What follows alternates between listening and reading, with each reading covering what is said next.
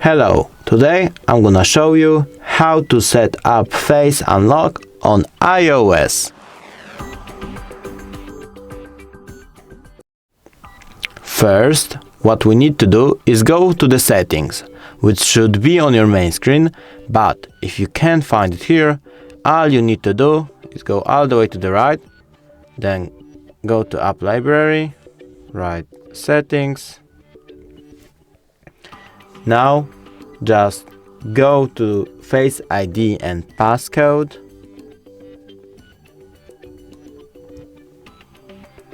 And there it is, set up Face ID. Now you just have to click on it and do what the iPhone says. Thanks you for watching.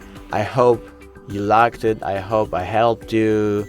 It would be really nice if you subscribe to our channel.